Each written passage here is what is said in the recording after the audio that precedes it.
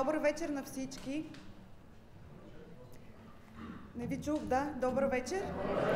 Здравейте, приятели, гости, роднини, близки, колеги на моите прекрасни курсисти. За тези, които не ме познават, аз съм Теодора Абрашева, или както ме наричат курсистите, госпожата по актьорско. Разбира се, с чувство за хумор, защото някои от тях са и по-големи от мен. Какво представлява нашата школа и накратко за това представление? Това представление е изградено и създадено от непрофесионалисти. Това по никакъв начин не ги прави добри колкото професионалисти. По-лоши отколкото професионалистите. Разбрахте ме какво искам да кажа. Тези курсисти, това са изключително интелигентни, креативни, млади хора с изключителен дух, ентусиазъм. И всъщност те се записаха на този курс не защото търсят някаква професионална реализация в сферата на театъра или киното, а просто защото търсеха своя хоби и среда. В момента те не са само курсисти и обикновена школа, те са вече общност, приятели, колеги. Даже след репетиции често се налага да хапваме крилца в дивака и затова и затлъстяваме малко повече в тази школа. Но простено, ние ще минем на диета след премиерата. Това, което друго бих допълнила, ако някой попита защо смешният Чехов, тази пък добре ли е, например, по същата причина, поради която може да е тъжният Чехов, т.е. както в живота нищо не е само смешно или само тъжно, има поравно и от двете. Няма нищо случайно, че намерихме зала близо до ЖП гарата. Всъщност днеска го разбрах по време на репетициите, че е така. Това беше един от най-трудните моменти, да намерим помещение или зала и сцена, където всъщност да ви представя тези талантливи, ентусиазирани и прекрасни хора, с които имах радостта да работя. Намерихме сцена, за което съм много благодарна на директора на кинотеатър Освобождение, господин Петканин. Благодаря на тези мили хора, които ми помагат, защото днес съм в ролята на озвучител и честно да ви кажа, нищо не разбирам от тези копчета, шарени и така нататък. На Миро и на осветителя Краси, защото те в последния момент всъщност ми съдействаха все пак да изградим някаква атмосфера на този спектакъл. Другото интересно, и няма да говоря повече, за да не кажа някоя по-голяма глупост от тези, които казах до момента, е, че този спектакъл всъщност е стартирал с бюджет 0 лева. Тоест за пръв път ще видите театър с бюджет 0 лева, което само доказва, че хората, които обичат изкуството и които са ентусиазирани, които дават сърцето и душата си на това изкуство, могат да постигнат всичко с вяра и желание. Декори нямаме, еклектика на костюми, условност на среда, пространство и така нататък. По-скоро сме акцентирали върху характерите, прототипите, защото и в днешния ден може да разпознаете сред тях тези герои, може да ги видите и днес по улиците, т.е. търсили сме тази съвременност на интерпретацията. Няма да говоря повече, защото няма да свърши спектакъла скоро, ако продължавам. Благодаря ви още веднъж, че ги подкрепяте. Те наистина имат нужда от вашата подкрепа и те имат рядкия шанс за пръв път да срещнат публика, която всъщност е с добри очи. Всеки от вас е дошъл тук да подкрепи свои приятели, колеги, роднини, т.е. избрана публика, а не публика, която не познават. Затова изключително много усещам сърцата им как бият просто. И са готови и искам да им кажа, че всъщност те са моята голяма споделена любов. Аз съм много щастлива, че съм работила с тях и ще продължаваме да работим. Пожелавам си вече сцена, защото там, където репетирахме, бяхме като в консерва, шпроти, нали, толкова тясно и малко помещение, но въпреки всичко успяхме да стигнем до тук. Желая ви приятно гледане и бих искала да ви помоля най-учтиво да спрете звука на телефоните си, за да мине спектакъла по-добре и да не се разсейват и да са по-спокойни. Много ви благодаря, приятно гледане!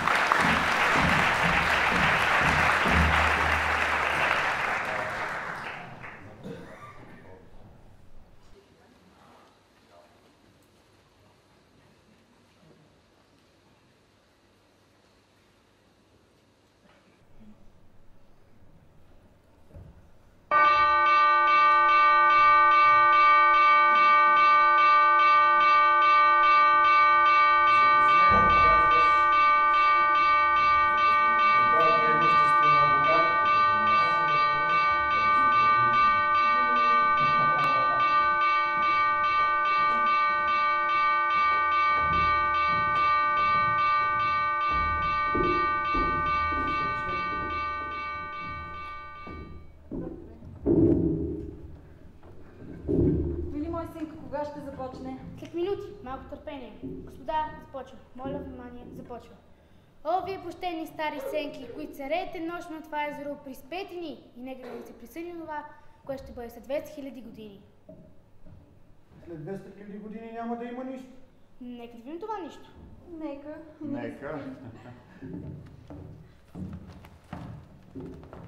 Хора, лъвове, орли и ярици, богати елени, гъски, паяци, безмълни риби, обитаващи водата, морски звезди и уния, които не се виждат с просто око. С една дума, целият живот завърши печалния си кръг и угасна.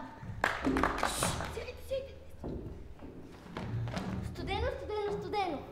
Пусто. Страшно.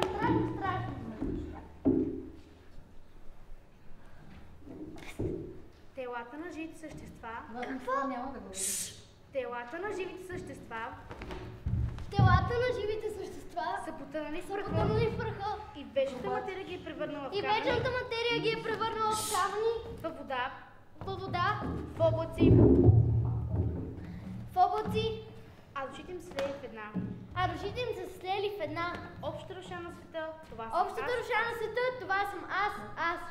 В мен е душата и на Александър Велики, и на Цезар, и на Шекспир, и на Наполеон, и на последния пияница. Тук има нещо декадентско. Мамо! Дяволът, баща на вечната материя, го е страх да ми би у вас да възникне живот. Във Вселената остава постоянен и непроменен сам духът. Като пленник. Захвърлен в пуст дълбок кладенец. Аз не зная къде съм. И какво ме очаква. Зная само, Че ми е дадено победил. Упоритата и жестока борба с дявола. Начало на материалните сили. Тогава духът и материята ще следят прекрасна хармония. Но това ще бъде едва след дълга редица от хилядолетия, когато малко по малко ще се превърнат в прах и луната, и светлият Сатурн, и земята. А до тогава ужас!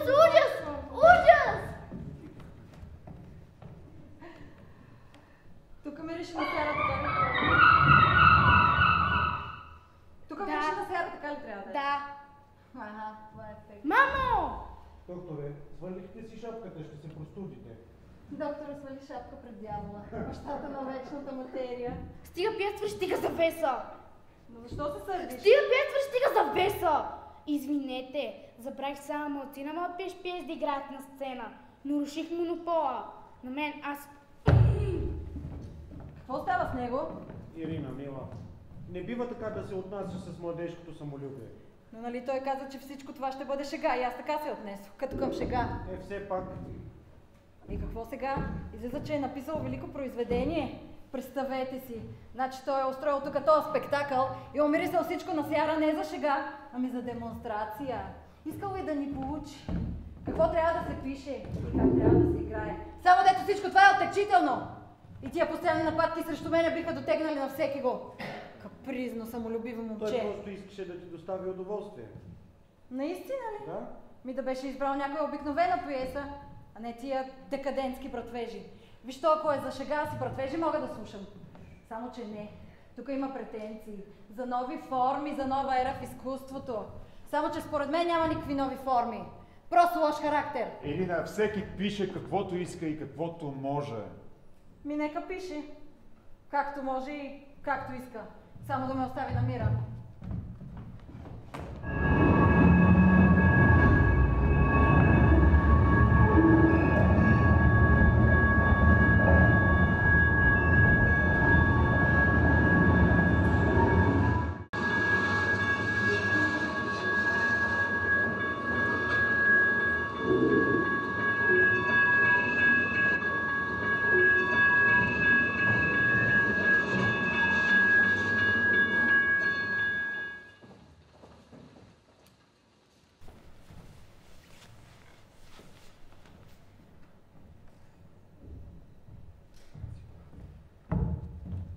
господарки, там един пита за вас. Иска да ви види. Но ти му каза, че след смъртта на мъжа ми не приемам никого, нали?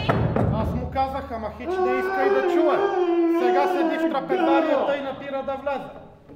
Грубияни, какви отвратителни хора! Какво искат от мен? Как може да ми нарушават спокойствието? Не, наистина трябва да отида в манастир. Да, в манастир. Покани го.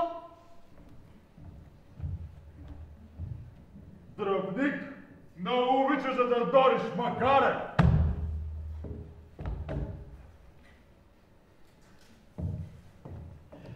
Госпожо, имам чест да ви се представя. Запасен поручик от артилерията, земевладелецът Григорий Степанович Смирнов. Принуден съм да ви обезпокоя по много важна работа. Ох, какво желаете?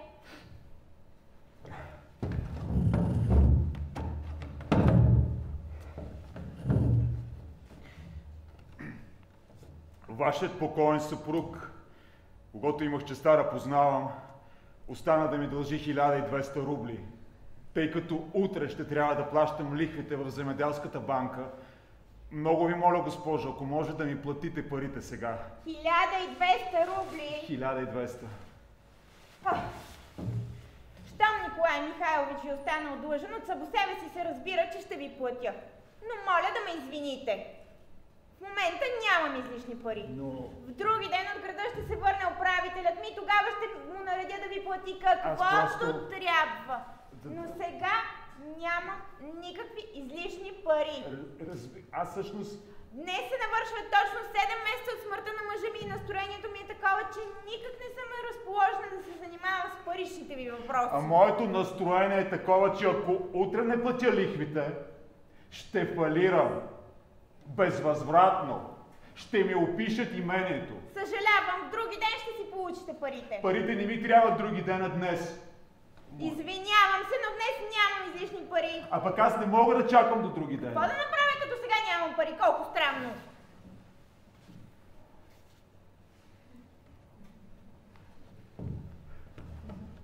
Значи не можете да ми ги платите? Не мога. Това последната ви дума ли? Да, последната. Последната, окончателно. Окончателно. Най-покорно ви благодаря. Така ще си го запиша. А на всичко отгоре очакват от мен да бъда хладнокръвен. Мисля, че казах ясно. В други ден ще се върна управител. Аз не идвам при управителя ми при вас! За какъв дявол, извинете ме за израза, ми е притрябвал вашият управител? Уважаеми господине, не съм свикнала с такива изрази и такъв тон. Не мога да ви слушам повече. Гледай ти настроение! Мъжът ти бил умрял! Аз трябва да наплатя утре лихвите или не? Питам ви! Трябва ли да платя утре лихвите или не? Добре, разбирам. Мъжът ти бил умрял, настроение там и всякакви номера. Дявол да го вземем, аз какво направя? Да избягам с балон от кредиторите си, така ли? Или да се засиля и да си тряста главата в стената? Ще видите вие кой съм, аз няма да позволя да се подиграват с мен. Ще остана и ще стърча тук, докато не си получа парите.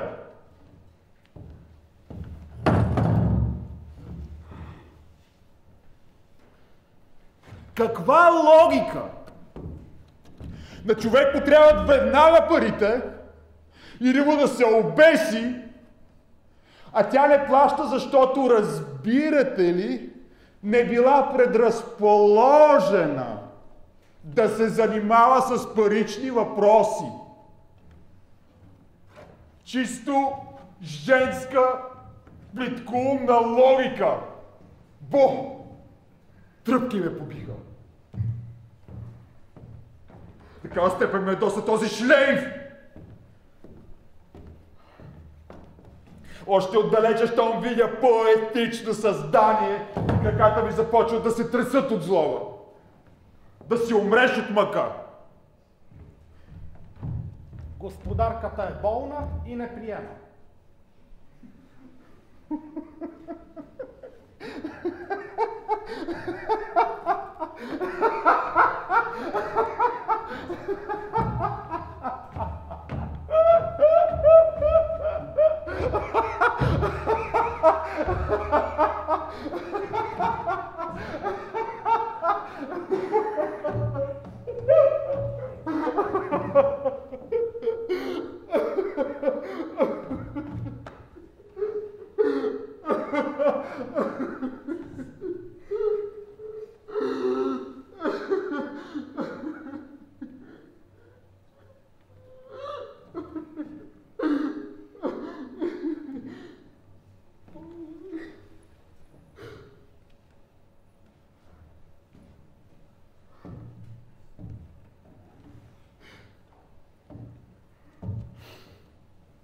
В такъв случай аз ще остана и ще стоя тук, докато не си получа парите. Една седмица да бъдеш болна, една седмица ще остана тук.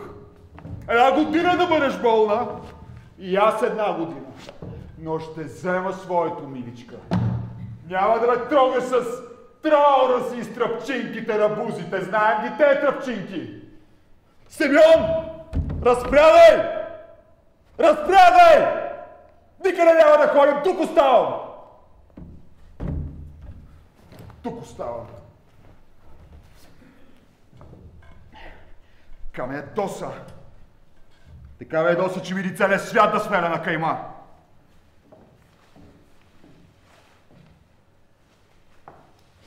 Извинявайте, уважаеми господине, но в своето уединение отдавна съм отвикнала от човешки гласове и никак не понасям като викат.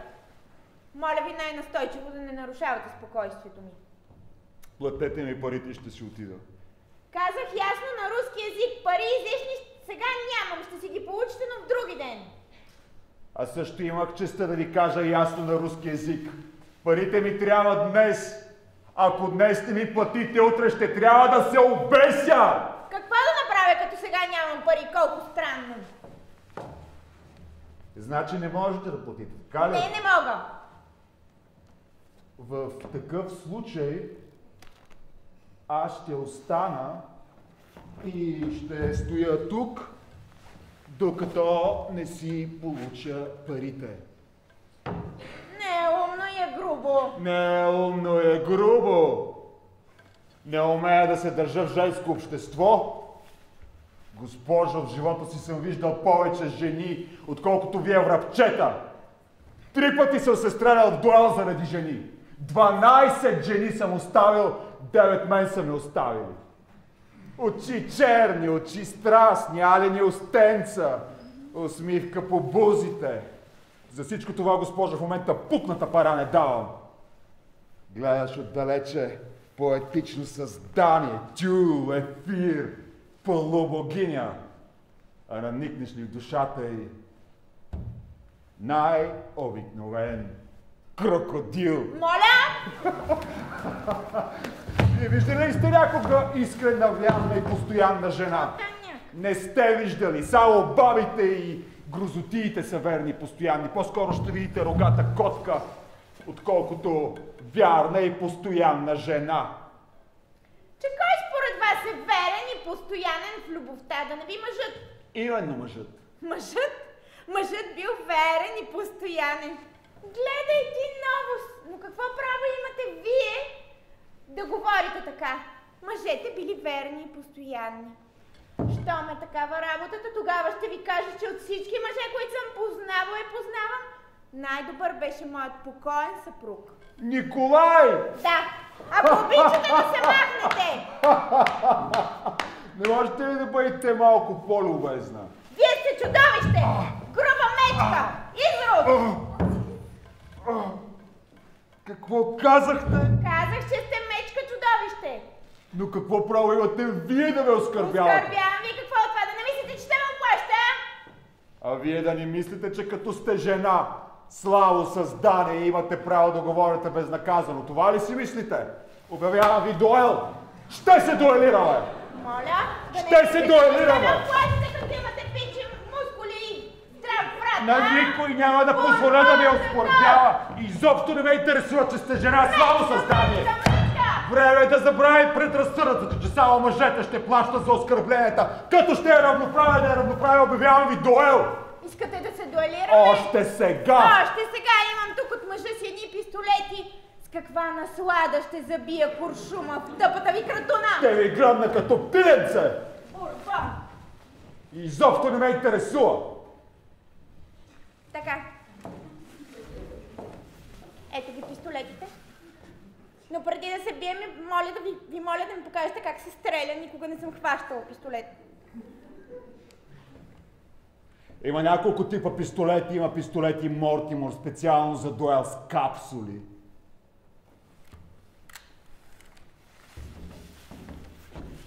Тези пистолети тук са система Уесън и Смит. Строено действие с екстрактор. Чудни пистолети са. Хванете. Пистолетът се държи ето така.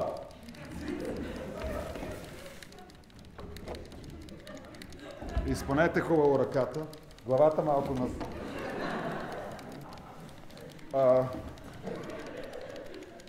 Така. Хубаво. Прицелете се. Ето. Така ли? Ето, точно така. Гледайте хубаво през пусъка. Точно така. И внимавайте да не ви трепне ръката. Добре. Вътре е неудобно да се бием, да отидем в градината. Да отидем? Но ви предупреждавам, че ще стрелям във въздуха. Само това липсваше. Защо? Това си е моя работа. Защо? Оплашихте ли се, а? Не, господинчо! Няма да кръшкате. Ако обичате, елате след мен. Няма да се успокоя, докато не ви продупча в целото. Ей, това чело, което не мога да гледам. А? Оплашихте ли се, а? Да, оплаших се. Оплаших се. Лъжете. Защо не искате да се бием? Аз не съм виновен, че ми харесвате. Махнете се! Боже, каква жена! Боже, каква жена! Не съм виждал друга като нея. Вие сте... Махнете се, инак ще стрелям! Стреляйте! Не знаете какво щастие ще е за мен да умра под погледа на тези чудни очи. 12 жени съм оставил. 9 мен са ме оставили. Но нито една не съм харесвал като вас. Предлагам ви ръката си. Искате ли?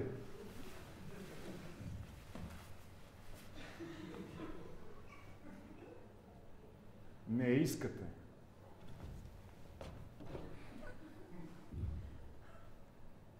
Добре.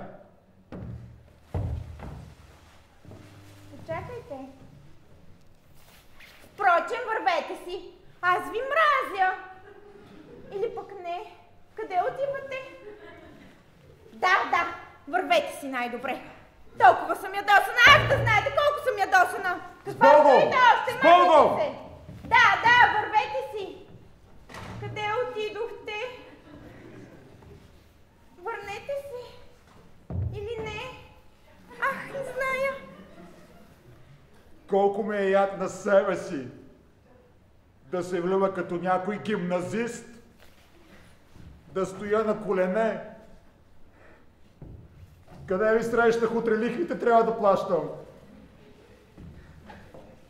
Никога няма да си го простя.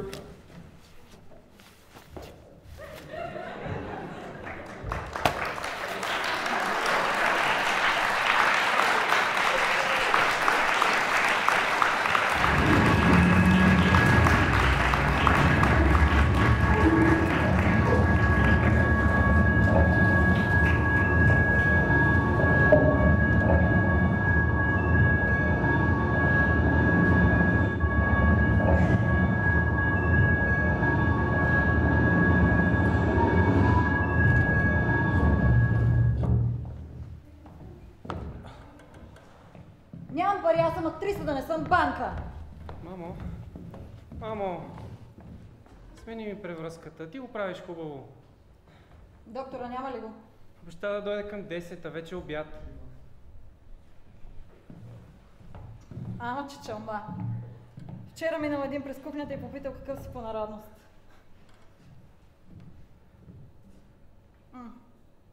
И то почти минало. Още малко ще зарасне. А ти без мен, нали няма пак да правиш бум-бум? Няма, мамо. То беше миг на безкрайно отчаяние и не можех да си контролирам. Повече няма да се повтори. Имаш златни ръце. Спомням си, беше много отдавна. Ти още работеше в Държавния театър, а аз бях малък. И у нас на двора стана бой. Прибиха перачката, някаква наемателка. Помниш ли? Не. Изнесоха без съзнание. Ти всеки ден ходеше от тях. Къпеше децата й, носеше и лекарства. Не помниш ли? Не.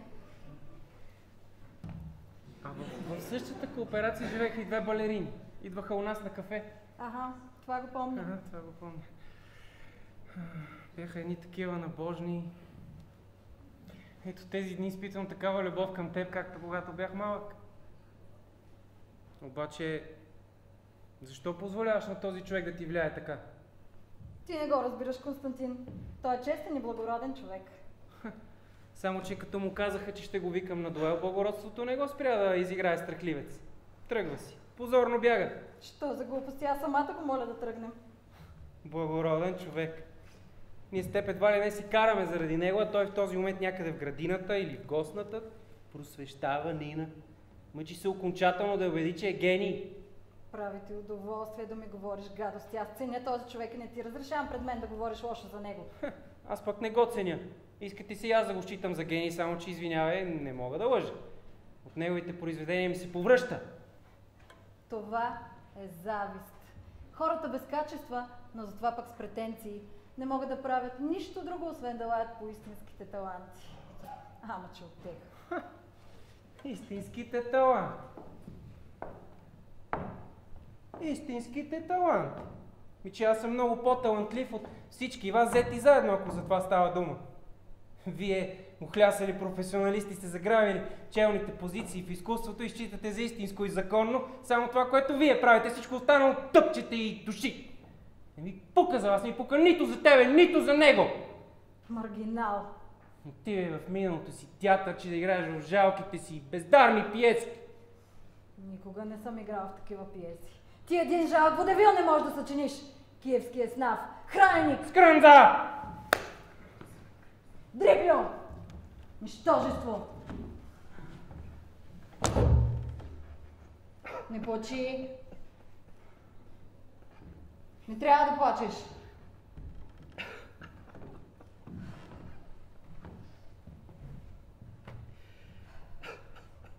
Не плачи.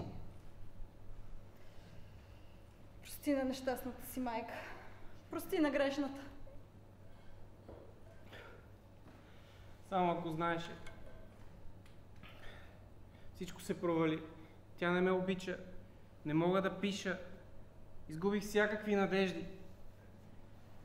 Всичко ще мине. Ще се нареди. Ето той ще се замине и тя пак ще те обича. Ще видиш. Ето, вече се сдобрихме. Да, мамо. Добре. И забрави за този дуел. За какво ти е? Добре. Само нека не се срещам с него, моля те. Аз тръгвам, доктора ще ме превърже, но нека не се срещам с него. Това ще ми дойде в повече.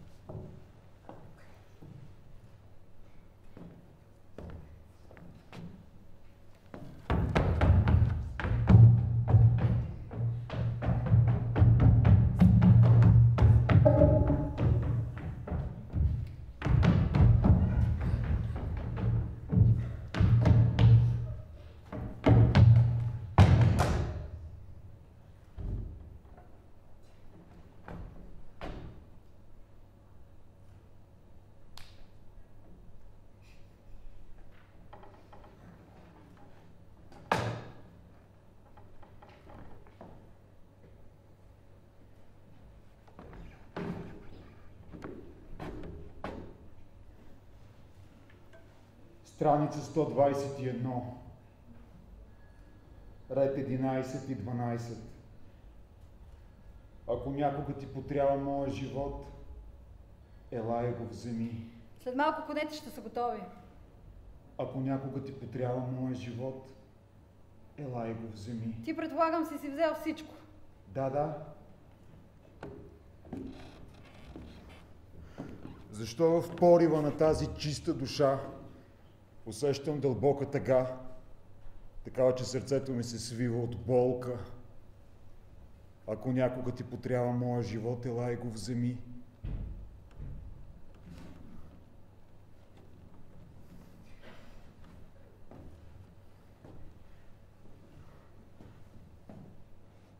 Нека останем още един ден. Моля те. Но, мили мой, знам какво те задържа тук. Но ти трябва да упражниш контрол. Ти си малко като пиян. Събуди се. И ти се събуди. Погледни на това като мой приятел. Остави ме да... Толкова ли си хватнал? Аз съм силно привлечен от тази жена и по всяка вероятност това е нещото, което ми трябва. Любовта на едно провинциално момиченце, колко малко се познаваш. Понякога хората ни живеят, а сякаш спят, така и аз в момента ти говоря, сякаш спя и сънувам единствено нея. Аз съм на обикновена жена и ти не можеш да говориш с мен по този начин. Стига да поискаш и ти можеш да бъдеш необикновена, една млада любов, красива, каращата да се носиш свят от поезия. Аз такава любов не съм преживявал. Ти си се побъркал! Нека! Днес всички сте се наговорили да ме тормозите. Не разбира, отказва да разбере. Толкова ли съм стара и ужасна, че без притеснение можеш да говориш пред мен за други жени?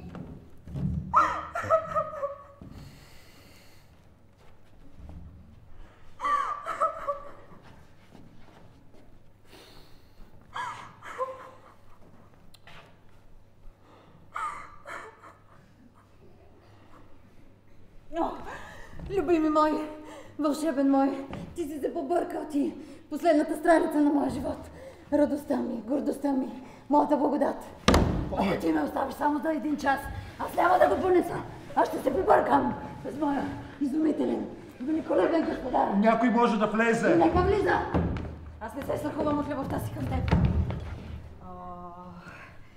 Съкровището ми, авантюриста ми, ти искаш да лудееш, но аз не искам и не давам. Ти си мой и тези очи са мои и това чело е мое и тази коприна на мека коса и тя е моя. Ти целия си мой. Ти си толкова надарен. Ти си толкова умен. Ти си най-добрият жив писател. Ти си единствената надежда на Русия.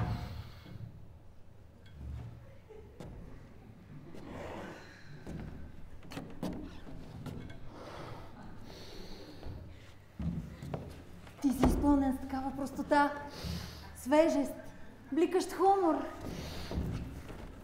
Само един твой щрих е достатъчен, за да предаде най-важното за човека или за пейзажа. Твоите герои са като живи. Теб, човек, не може да те чете без възторг. Мислиш, че ти правя вятър ли? Че те лаская? Погледни ме в очите. Погледни ме. Приличам ли ти на лъжкиня? Само аз ти казвам истината. Само аз знам цената ти. Любими мой, вълшебен мой. Тръгваш, нали? Нали? Ти няма да ме изоставиш. Аз нямам своя воля. Аз съм вечно покорен и отпуснат. Нима това се харесва на една жена. Взимай ме, води ме и не ме оставяй на нито крачка от себе си. Сега вече е мой. Всъщност, като се замисля, за какво сме се разбързали? Аз ще тръгна днес. Ти ела след седмица. Не, тръгвам с теб. Както искаш. С мен, значи с мен.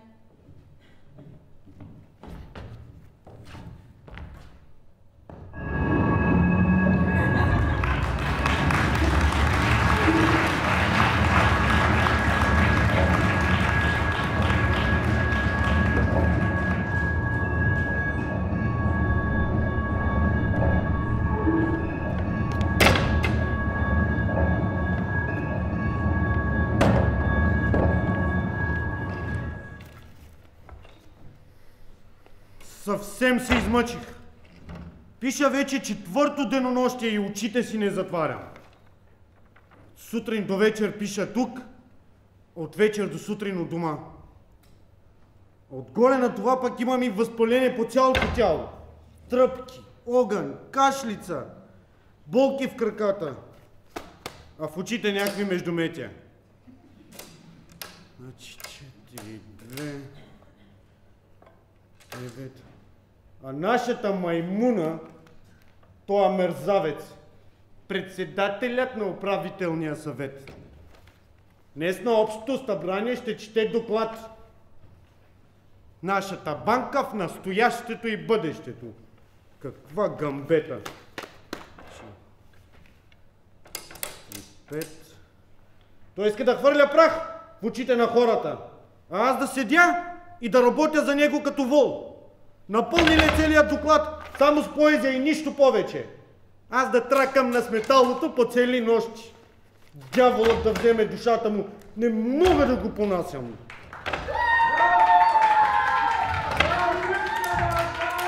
Благодаря, трогнат съм. Той е ваш подарък, скъпи колеги, ще пазя до смъртта си като спомен за най-щастливите дни на моя живот. Дами и господа, още един път ви благодаря. Драги приятели, почтенни Кузма Николаевич. Чест имам да ви честитя, Андрей Андреевич, 15. Благодаря. Ако аз откак имам честта да бъда председател на управителния съвет на тая банка съм свършил нещо полезно, то е благодарение на колегите ми по служба. 15 години да не съм шипучи. Какво става с моя доклад? Няколко страници са останали, ако никой не ни попречи, ще довършим днес. Отлично! На този доклад възлагам грамадни надежди. Той е моето професион де фуа, или иначе казано моят фойерверк. Зелено виждам Андрей Андреевич пред очите си от цифри. Още една неприятност. Идва при мен тая сутрин вашата съпруга и пак се оплаква от вас. Снощи сте гонили нея и бълдъза си с нож. Драги приятелю, на какво прилича това? Ай! Ще си позволя, Андрей Андреевич, да ви помоля, поне по случая юбилея, имайки предвид волския ми труд, да не се месите в личния ми живот. Ах, какъв невъзможен характер имате. Да. Вие сте прекрасен човек, почтен, а с жените се държите като някакъв Джеки с кормвача. Наистина, не разбирам за какво ги мразите толкова. Аз пък не мога да разбера за какво ги обичате толкова. Стига. За репутацията на нашата банка е нужна известна тържественост. Вие сте свой човек, всичко знаете. Моля ви се, не знаме ти. Никой не намеква. Тук всичко трябва да бъде енгрант. Тук е банка.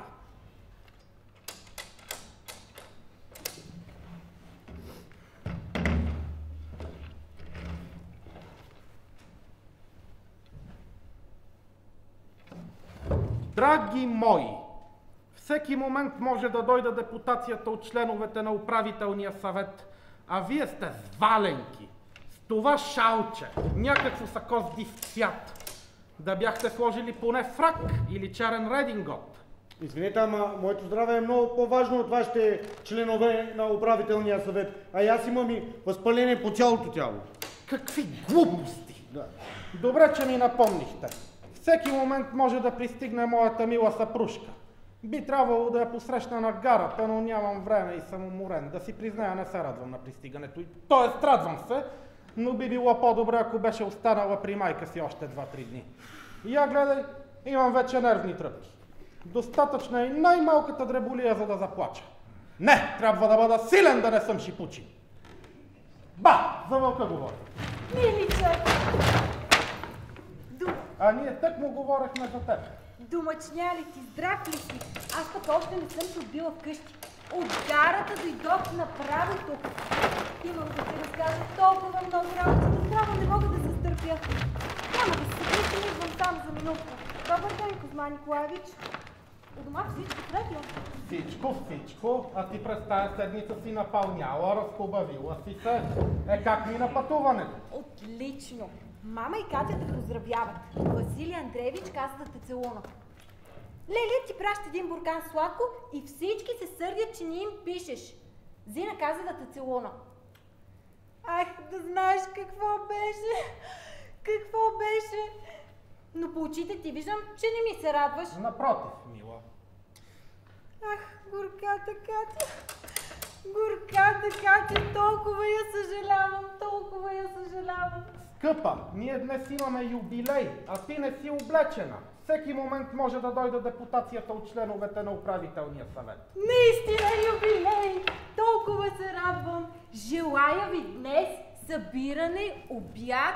Обичам тия работи. А помниш ли ония адрес за членовете на управителния съвет, който ти тъй дълго съчиняваше? Днес ли ще ти го четат? Скъпа, за тия работи не се говори. Да беше си отишла вкъщи. Ей сега, за една минутка ще ти разкажа всичко от самото начало и ще си отида. Нали помниш, когато ти ме изпрати, аз седнах до оная пълна дама и почнах да чета. Във вагона не обичам да говоря. 3 гари все четох, с никого нито дума. Срещу мене беше седнал някакъв човек. Нищо особено, не грозен, брюнет. Разприказвахме се, доближи се и един моряк и после някакъв студент. Аз им казах, че не съм омъжена. Как ме ухажваха! Студентът разправяше ужасно смешни анекдоти, а морякът все пееше. А когато морякът... Ах, тия моряци, когато морякът случайно научи, че се казвам Татяна, знаеш ли какво запя? Какво запя? О, не ги няма да отрича, Татяна, буду аз обича. О, не ги няма да отрича. Какво ме дърпате?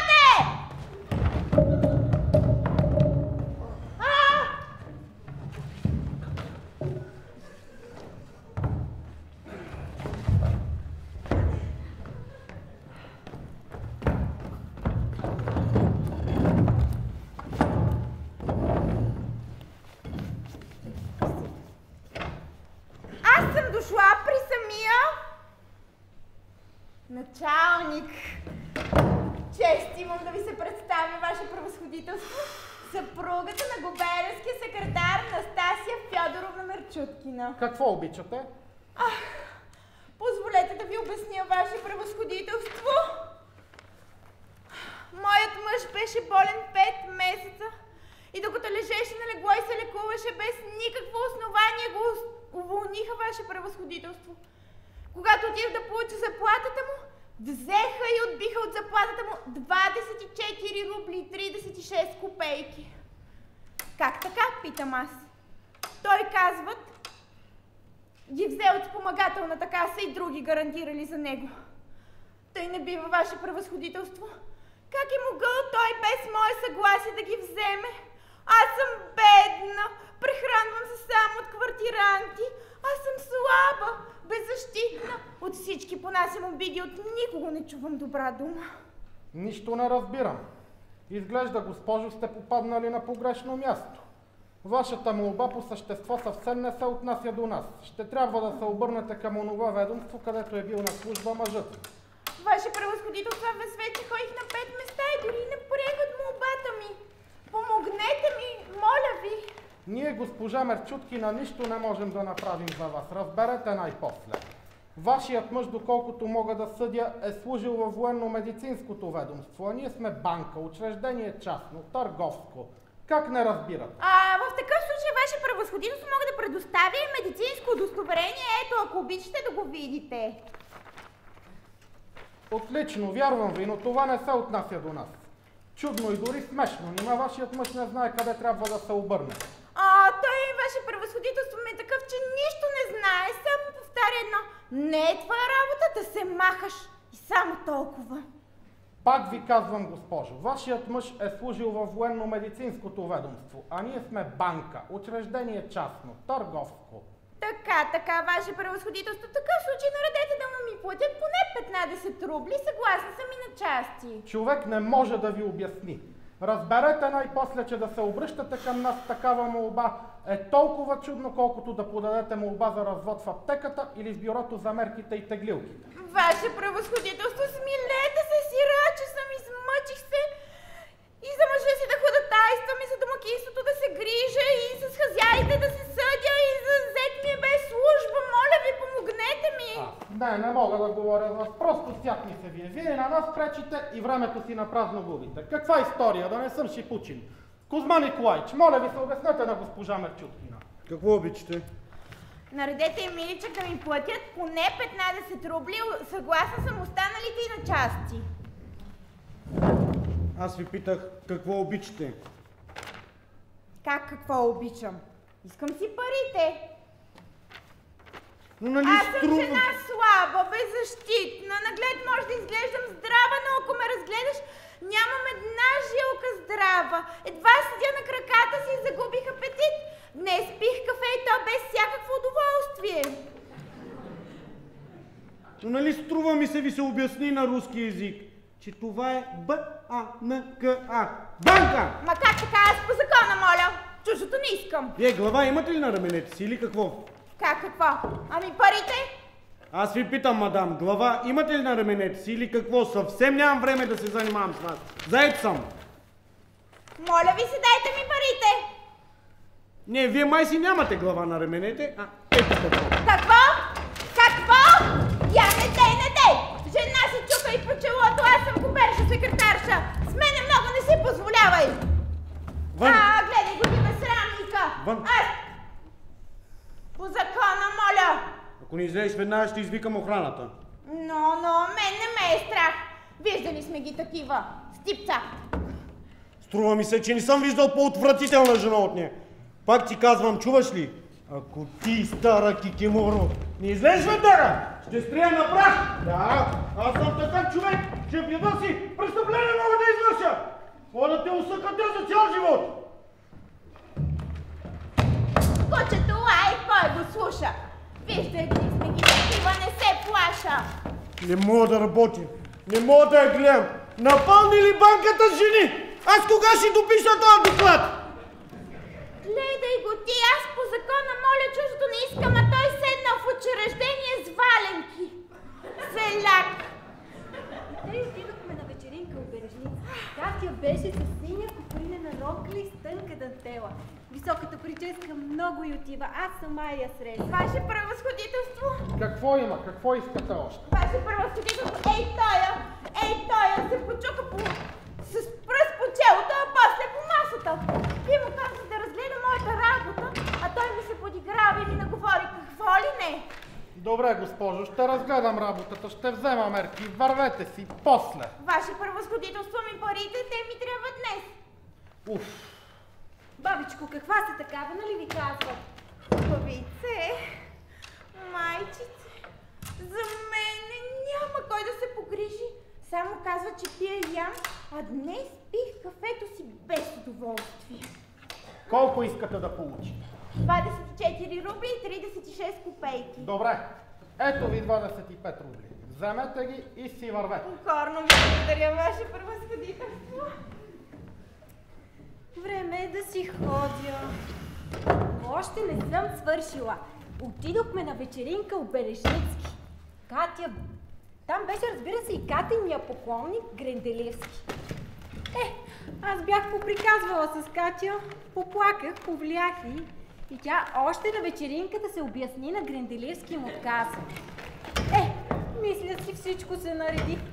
Катя спасих, мама успокоих и сега и сама мога да бъда доволна. И какво мислиш? Вървиме по самата алея преди вечерята и изведнъж чуваме изстрел. Не мога да разправям за това. Ваше превъзходителство, какво има? Какво искате? Да постъпи пак на служба. Няма да издържа това нещо, няма да го издържа! Изгонете я! Превъзходителство, много я съжалявам. Ако вижте, гледайте тази попа, моля ви ви толкова благороден и прекрасен. Не я, а оная ужасната! Ето тая! Превъзходителство, моля ви, за да се дръжте така. Моят мъж е чудесен работник. Изгонете я! Вън от тук! Бережницки страшно се оплашил и моли да повикат лекар. Горката Катя, толкова я съжалявам. Кръв навсякъде. Горката Катя, горката.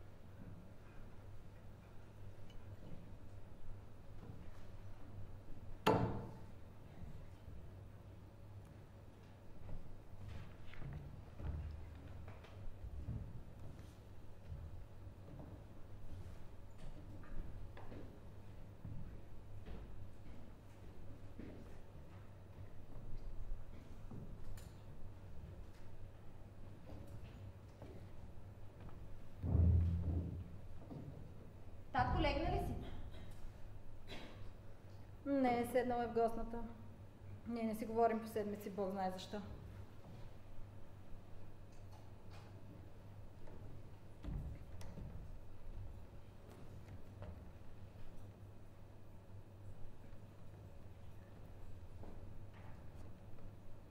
Това какво е?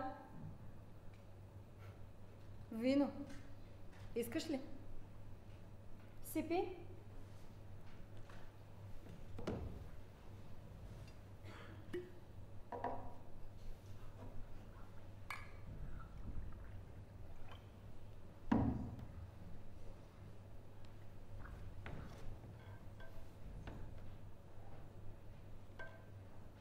Така е по-добре.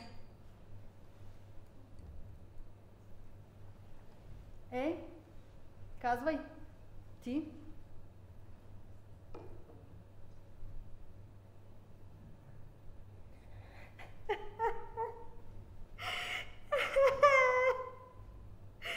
Аз отдавна исках да се сдобрим, но някак си ми беше съвестно. О, плачеш ли? Не дей. И аз ще се разплача. Ти ми се сърдиш, задето съм се омъжила за баща ти по сметка. Ако вярваш на клетви, кълна ти се. Аз се омъжих за него по любов. Бях се увлякла от него като от учен и известен човек. Само че любовта ни не беше истинска. Беше фалшива. Само дето аз си мислих, че е истинска. Аз не съм виновна.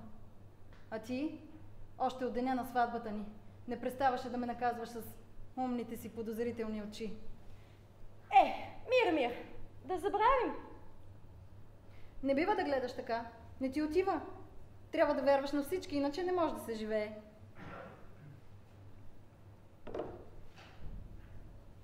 Кажи ми откровено, като приятелка. Щастлива ли си?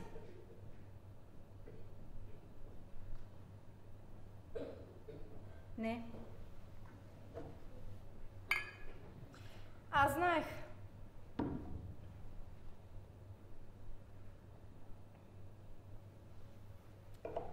Още един въпрос. По съвест. Би ли искал да имаш млад мъж? Какво момиченце си още? Разбира се, че бих искала. Хайде, питай. Питай още.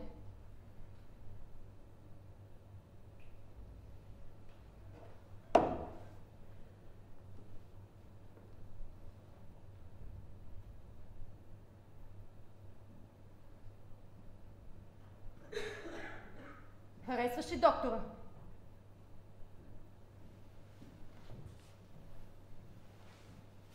Да. Много.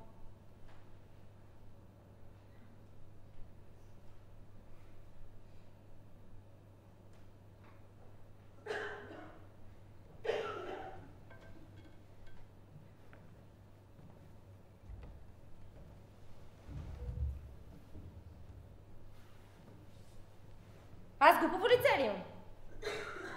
Лицето ми глупаво ли е?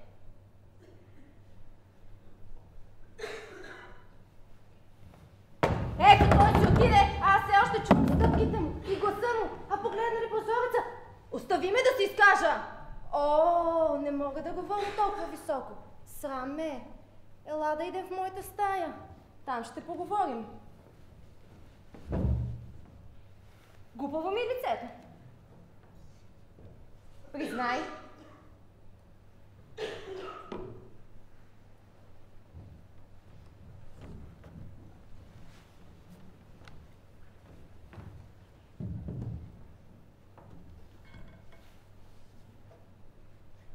Кажи ми нещо за него. Но какво? Той е умен.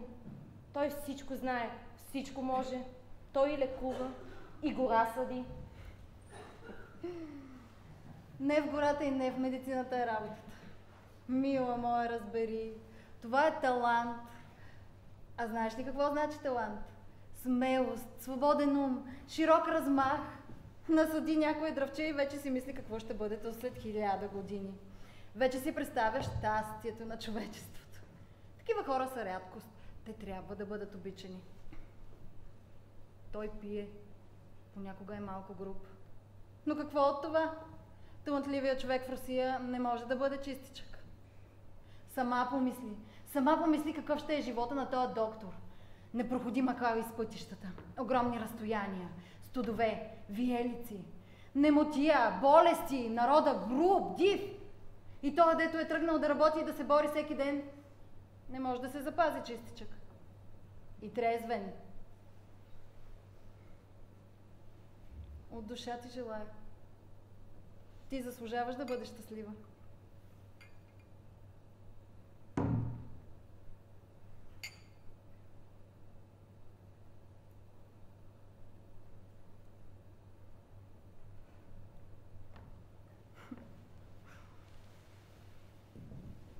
А пък аз съм дотеглива. Епизодично лице. И в музиката. И в къщата на мъжа си. Във всички романи навсякъде. С една дума епизодично лице. Соня? Да? Да ти призная, аз съм много нещастна. Няма щастие за мен на този свят, няма. Защо се смееш?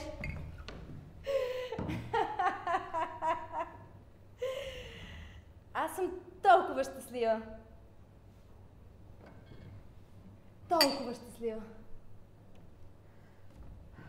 Свири ме се, бих изсвирила нещо. Върви. И свири. Върви.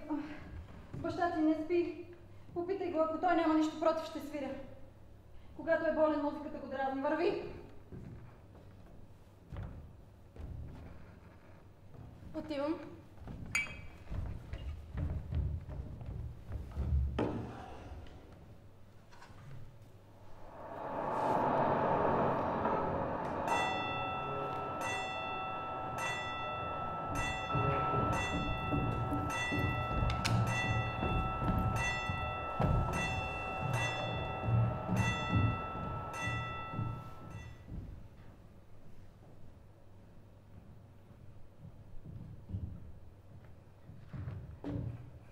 Добър ден! Искали сте да видите моята живопис? Вчера обещахте да ми покажете картините си. Свободен ли сте? Разбира се.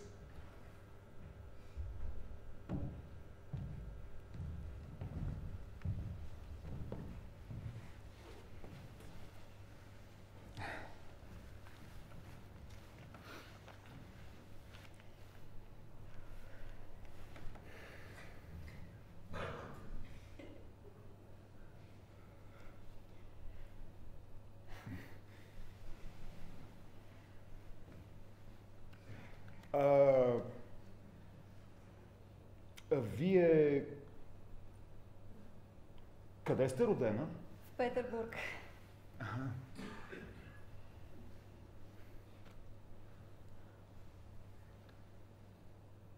А сте получили образованието си в консерваторията.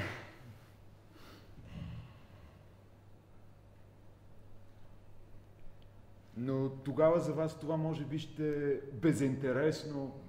Защо аз наистина не познавам селото, но много съм чела.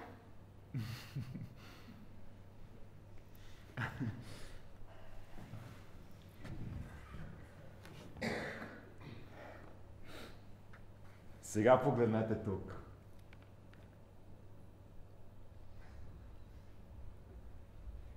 Картина на нашата околия. Каквато е била преди 50 години. Зеленото означава горите.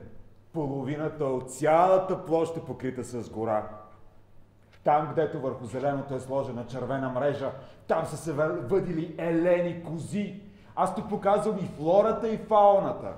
Ето на това езеро, например, е имало патици, лебеди, гъски, имало е грамадно множество от всякакви птици, те летели на облаци, така казват старците. Рогат добитък, коне, имало много. вижда се по ясно-синия цвят. Ето тук, например, в тази селска община, ясно-синият цвят е гъст. Тук е имало цели стада и на домакинство са се падали по 3 коня. Сега погледнете по-надолу.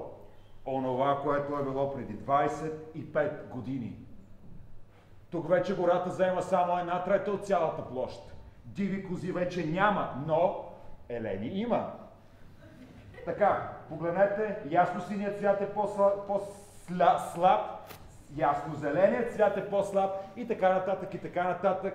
Преминаваме към картина на околията днес. Ето, вижте, няма ги и горите, изчезнали са елените, лебедите, глухарите. От предишните селища, имения, манастири, мелници няма и следа. Ще кажете, това се дължи на културните промени. Да, разбирам. Ако на мястото на тия унищожени гори бяха прокарани шосета, ако имаше железопътни линии, ако имаше училища, тогава народът би станал по-добър, по-богат, по-умен, но няма нищо подобно. В околията целят същите блата, същите комари, същите липса на пътища. Тиф, дифтерит, пожари.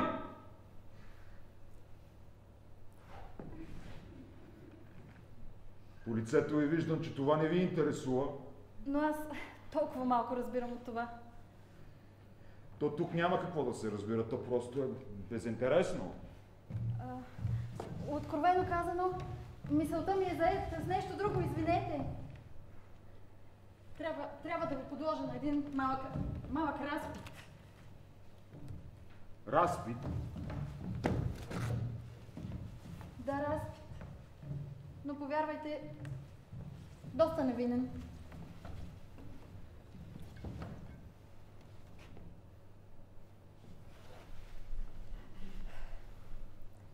Работата се отнася до една млада личност.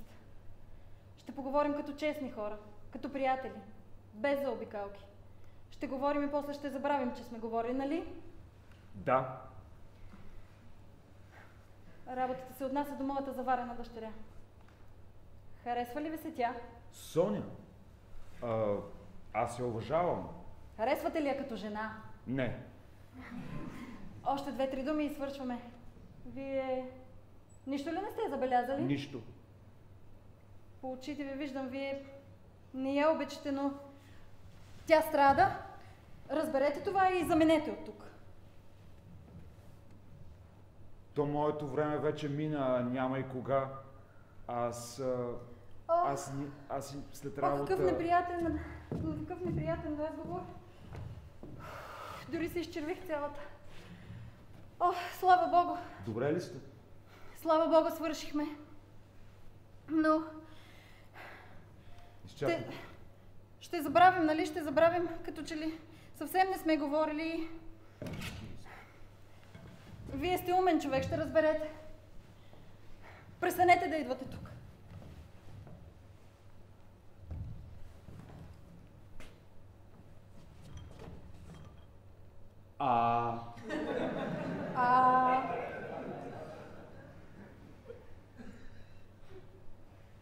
То моето време вече мина, а няма и кога.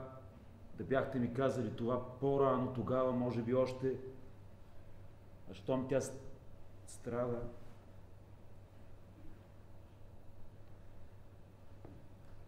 Само едно не разбирам. Защо е претрябвал този ваш разпит?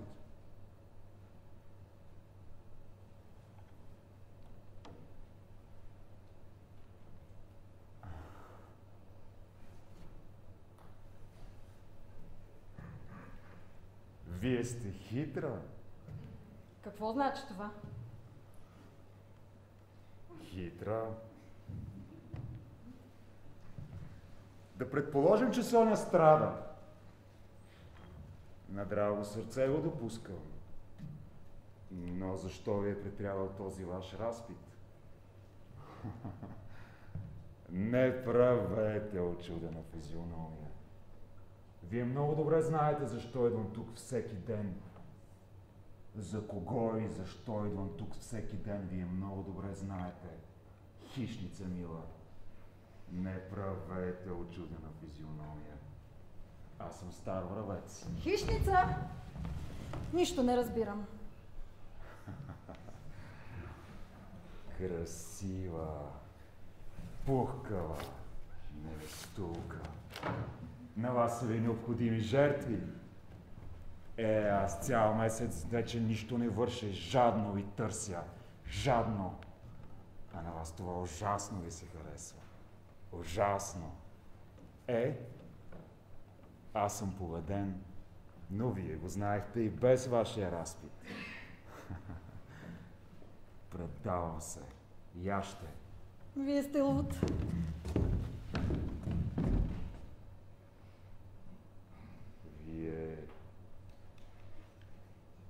Вие сте срамежлива. О, аз съм много по-добра и по-издигната, отколкото си мислите. Кълна ви се. Утре заминавам. И няма да идвам повече тук. Но къде ще се срещаме? Казвайте по-скоро, къде ще се срещаме? Ние трябва да се виждаме. Каква разкошна, чудесна, прекрасна. Само да целуна красивата ви коса. Кълна ви се! Защо ще се кълнете? Не трябва да се кълнете. Не са необходими излишни думи. Колко сте красива, какви ръце. Стига най-после, вие се забравяте. Добре.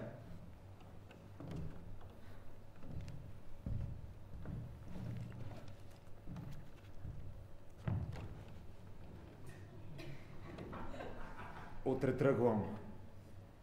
И няма да идвам повече тук. Но ние трябва да се срещаме. Това е неизбежно, разбирате ли? Ние трябва да се виждаме. Ние трябва да се виждаме.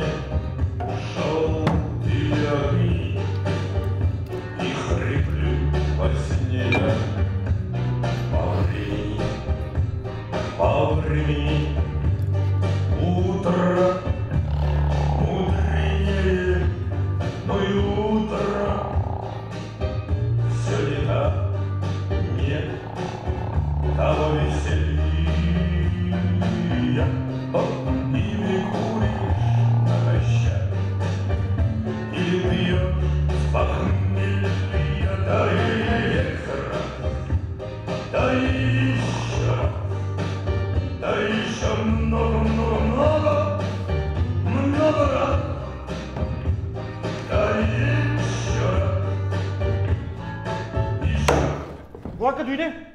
Слава Богу.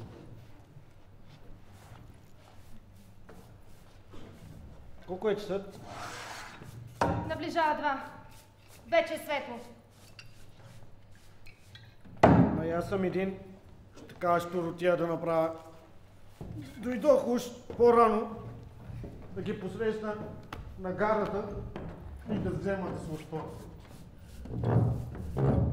Ама че работа. Ти поне да беше ме събудила. Мислех, че сте отишли.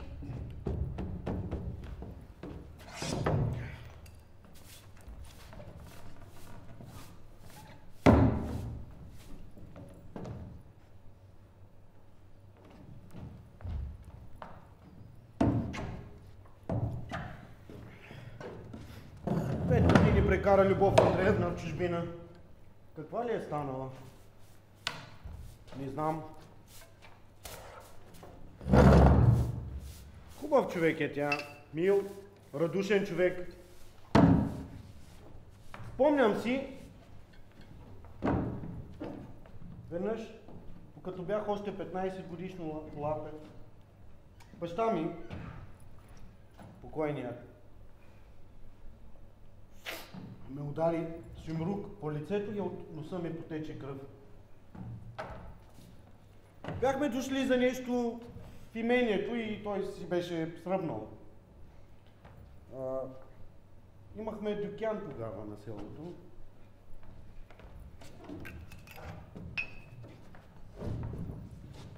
Любов Андреевна, като днес помня, младичка една, хубава така, слабичка, ме закара там до мивката, в същата стая, детската. И вика, не влачи се нещо. Юнак без рана не може. Селянче.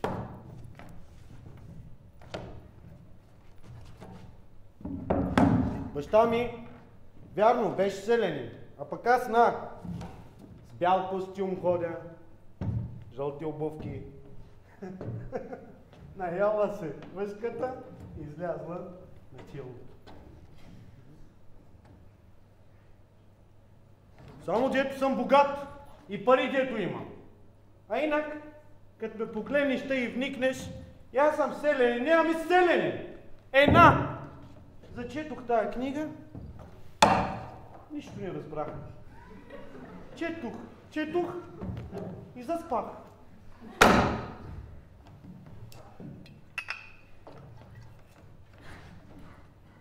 Кучетата цяла вечер не спаха. Усеща, че господарите си идват. А ти, Дюняш, каква си една такава? А? Цялата трепега ще припадна. Много деликатна се излъзи. Като госпожица се издокарала и прическата е една такава. И бивата й. Трябва да си знаеш мястото!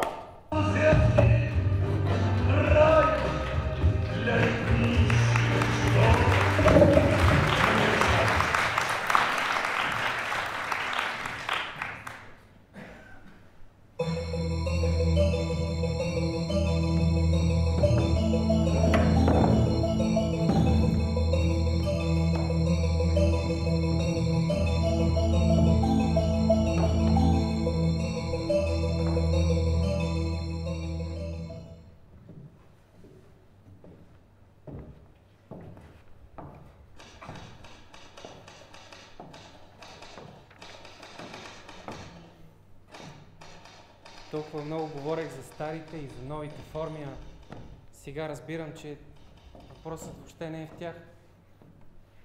Човек пише без да мисли никакви форми. Пише, защото думите се леят свободно от душата му.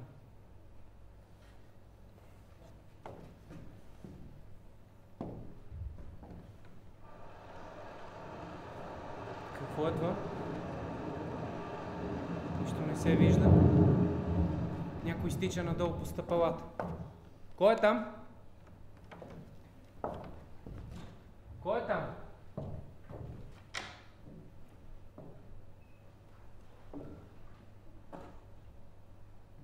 Нина?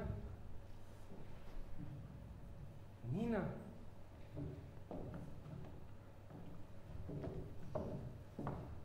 Сякаш предчувствах. Целият ден душата ми тревожно чакаше нещо. О, добрата ми, ненагледна моя, тя дойде. Тук има някой. Няма никого. Заключете, иначе ще влязат. Никой няма да влезе. Зная. Ирина Николаевна е тук. Заключете. Се бойте, никой няма да влезе. Нека да ви погледам.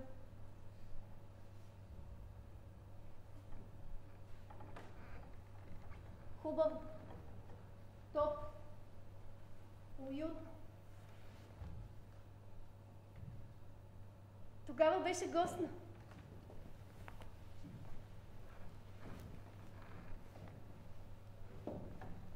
Много ли съм се изменила? Да. Отслабнали сте, очите ви са станали по-големи. Нина, колко е странно, че ви виждам. Защо не дойдохте до сега? Защо не ме пускахте при себе си? Зная, че сте тук от цяла седмица. Всеки ден идвах по няколко пъти, стоях под прозореца ви като просяк. Страхувах се. Страхувах се, че ме ненавиждате. Всяка нощ сънувам, че ме гледате, а не ме познавате. Да знаете, откакто съм дошла, се бродя тук около езерото. Бях много пъти около вашата къща, но не се решавах да вляза. Да седнем.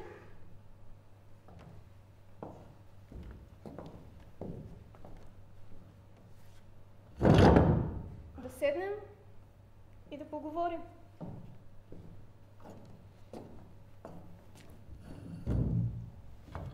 Да поговорим. Тук е хубаво. Топло. Уютно. Чувате ли вятъра? От Тургенев има едно място. Добре е онзи, който в такива нощи е под покрив, който има топло кътче. Аз съм чайка. Не, друго исках да кажа. За какво говорех? Да, Тургенев. И да помогне Господ на всички безприютни скитаевци. Нина, не плачете, Нина. Нищо, мина ми. Така ми олеква. От 2 години не съм плакала. Снощи късно отидох в градината да проверя дали е разрушен нашия театър. А той още стои. За пръв път от 2 години заплаках и ми олекна. Душата ми се разведри. Ето, мина ми. Вече сте писател. Вие писател, аз актриса. И ние попаднахме във водовъртежа. Живеех си радостно като дете. Събудя се сутрин за пея. Обичах ви. Мечтая за слава. А сега?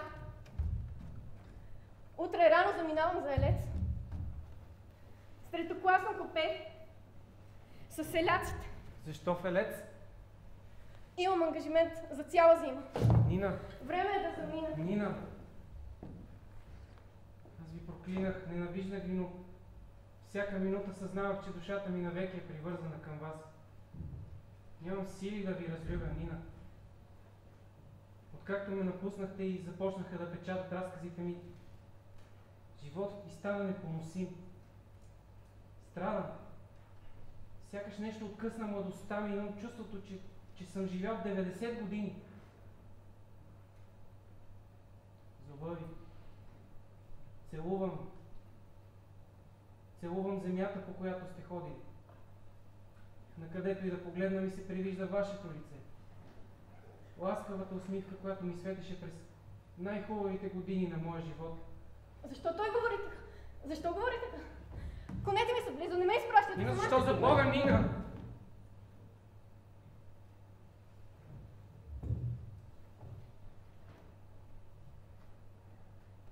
Ирина Николаевна. Тук ли е? Да.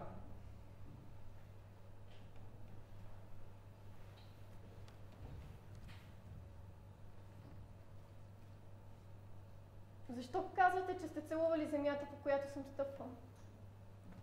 Вие трябва да ме убиете. Така съм уморена. Да можех да си отпочина. Да си отпочина, аз съм чайка.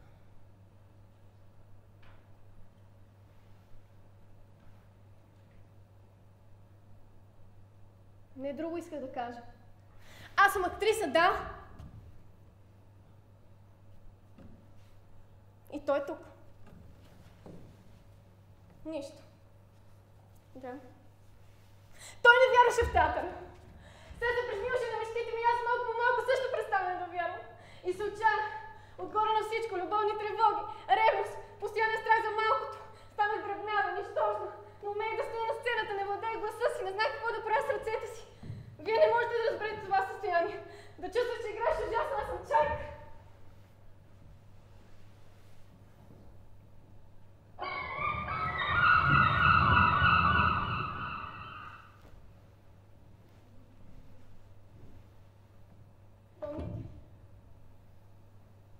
Вие бяхте застреляли една чайка. Случайно дошъл човек, видял я и от скука я погубил. Сюжет за малък разказ.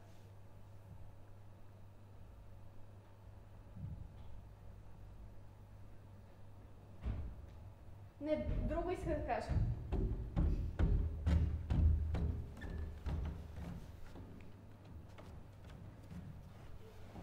За какво говорех?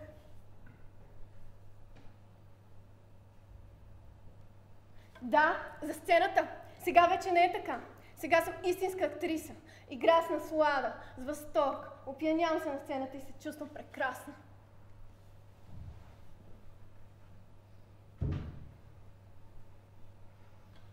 А откакто съм тук, все ходя пешком, все ходя и мисля. Мисля и чувствам как със всеки измина ден растат душевните ми сили. Сега Костя знае, разбирам, че в нашата работа все едно дали пишем или играем на сцената. Не е важен нито блясъкът, нито славата. Не е и онова, за което мечтаех, а умението да търпиш. Умей да носиш кръста си и вярвай. Аз вярвам и не ми е толкова болно, а когато мисля за призванието си, не ме е страх от живота.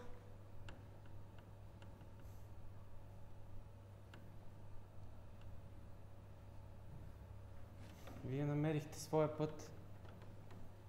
Знаете на къде отивате, аз все още се лутам в хаоса на бляновете и образите. Не зная за какво и на кого е нужно всичко това.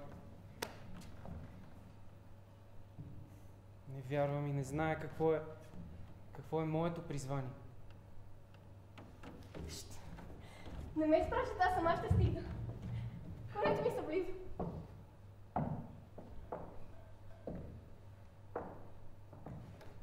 Когато стана голяма актриса, ще дойдете да ме гледате, нали? Обещавате ли? А сега е късно. Така съм уморена. Не ме изпращате, сама ще стигна.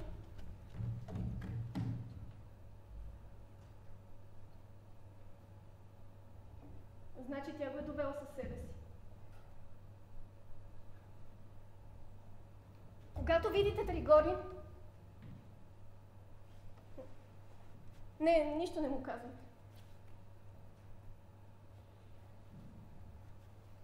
Обичам го!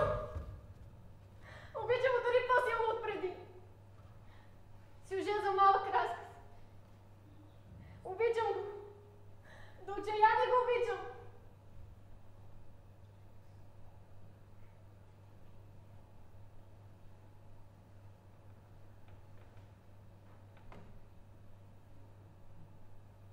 Колко хубаво беше преди, Костя. Помните ли? Какъв ведър, радостен, чист живот. Какви чувства? Чувства като нежни, изящни цветя.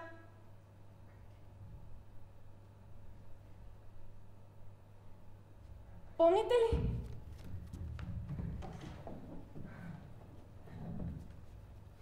Хора, лъвове, орли и яребици, рогати елени, гъски, паяци, безмолвни риби, обитаващи водата, морски звезди и онези, които не могат да се видят с око. С една дума целият живот. Да, целият живот. Целият живот завърши печалният си кръг и угасна.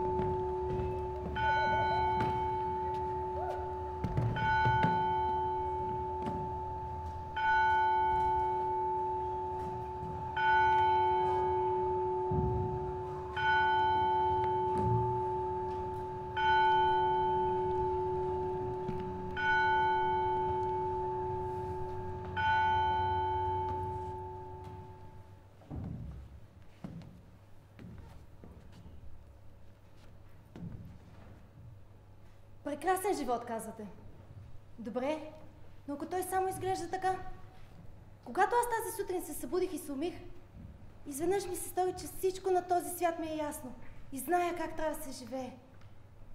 Човек трябва да се труди, да работи с пот на челото, който и да е той. Само в това се състои смисълът и целта на живота му. Неговото щастие, възторзите му. Колко хубаво е да си работник, да се будиш с зората и да трошиш камъни на улицата. Или пастир, или учител, който учи децата, или машинист по железниците. Боже мой, не човек, ами по-добре да си вол, но да работиш. Отколкото млада жена, която става в 12 по обяд, после пие кафето в леглото, после 2 часа се облича. На нас трите сестри животът ни още не е бил прекрасен. Той ни е дошил като бурен. Текат ми сълзи. Не бива. Трябва да се работи. Да се работи. Затова не ни е весело. И гледаме на живота тъй мрачно, защото не познаваме труда. Родили са ни хора, които са презирали труда.